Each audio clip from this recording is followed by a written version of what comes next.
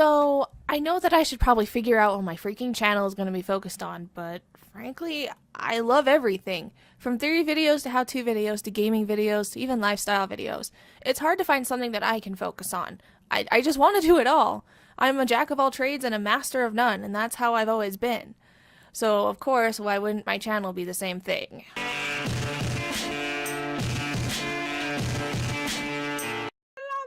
Anyways, this is my first time actually reading from a script that I busted out late last night while I was running off the last bit of blocked sleep hormone from that delicious rock star that got me through my art history class. I was laying in bed, kinda trying to fall asleep, but not really getting anywhere close, when I pulled up a video about the Residence DLC for Little Nightmares, and I was like, oh my gosh, it's out already! I gotta find some gameplay to watch! So I went through and watched some of the more tolerable gaming YouTube channels that actually played it, and then did the one thing a rational person would do. Deconstruct every little image and all of the lore I could get my hands on. Run through the comics again, look at all the concept art again. I also looked up some theory videos relating to the Little Nightmares universe.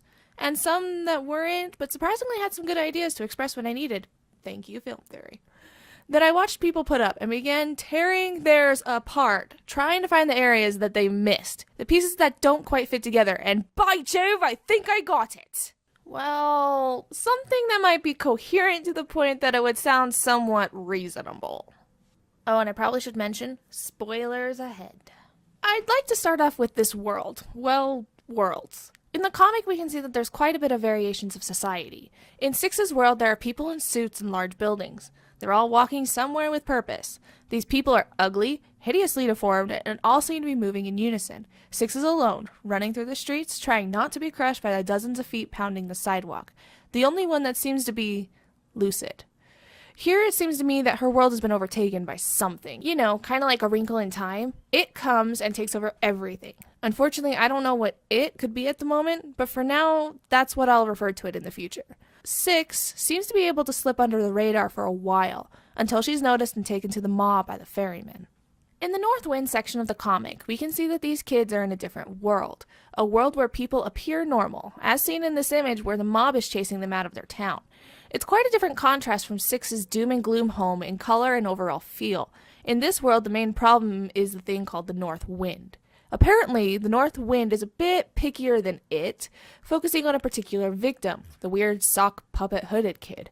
Well, Sockhead and his sister, whom we come to know as actually the ferryman, keep running from the North Wind until Sockhead gets sick of it. He stands up to him, only to discover his sister's been dead this whole time, and then leaves with the ferryman to get away from the North Wind. In the last bit of comic that we have, this world is similar to Six's world, except that this world isn't being controlled by it. These kids don't seem traumatized about their world changing drastically. One complains about chores and another about being bullied. I'd almost like to think that this is what Six's world was like before it came. So Little Orange Hood is the only one seeming cautious of what's going on as the four of them enter an abandoned home full of covered mirrors. One by one, each of the children look into the mirrors and are altered except for Orange Hood, whom spots the danger lurking behind the glass. A fight ensues where one child is taken, and knowing that the rest can't escape, Orange Hood comes up with a plan and saves the other two, becoming altered herself. The other two abandon her in fear, and the ferryman comes and takes her away. Now, obviously, all of these kids have similar experiences. In each story, there's a supernatural, almost demonic force. The Mirror Man, North Wind, and It. Now, from the evidence I've been seeing, It doesn't seem to be the worst out of the three. The North Wind even mentions that he has an adversary, so there is another player out there that is of equal or even greater power than he has, that has a different agenda. I believe that It has a special need for all of the children, hence why the ferryman takes them. And where does the ferryman take them? The maw. Now calm down, calm down. I know what you're thinking. Why would the supposed demonic presence take the time to round all of these kids together if the lady is just going to kill them or turn them into gnomes? Relax, I'm getting to it. The maw is this huge, massive ship that sails across the world run by the lady. So how long has this thing been sailing? No clue. But what I do know is that the wide speculation is that it's been going for a long time. Now, I know that Six is around 9 years old, and that the maw has probably existed a lot longer than that, but it only shows up once a year, so how long has it been in operation? My guess is that it's always been there, hiding, but only started operating recently, most likely when It came into the picture. The correlation of this is because the guests are all from Six's world. Now, the lady is what I believe to be It's human puppet. Once a normal woman, a geisha, that had special qualities against its power, she was tempted by it with promises of youth and beauty, and she fell for it, becoming its slave by first sacrificing her young apprentice, the little girl in the portraits, to show her devotion using the power that it gave her. From here, she operated the maw, draining the life forces from the guests and the children that the ferryman brought to her to pass on to it. Those children that had the special qualities to withstand the onslaught of demons coming into their worlds. Children like Six, the runaway kid, Orange Hood, and Sockhead.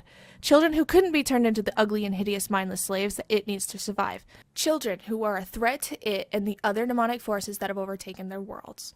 So, what do you guys think? Is it an interpretation of the world that could possibly work? Do you think I'm onto something? Or do you think I'm way off of what they were intending? Do you think that maybe I should switch to decaf? Who knows? Anyways, guys, I hope you like this. If you want me to go into further detail about what I think the North Wind is and who the Mirror Man is, what is the Maw and the people who work there, go ahead and leave me a comment down below. I wish I could have crammed all of that in here, but unfortunately I needed sleep. So thanks for stopping by my backyard. I really hope you guys come back. So remember to leave a like, comment, and subscribe down below, and I will see you guys next week. See you, love you, bye.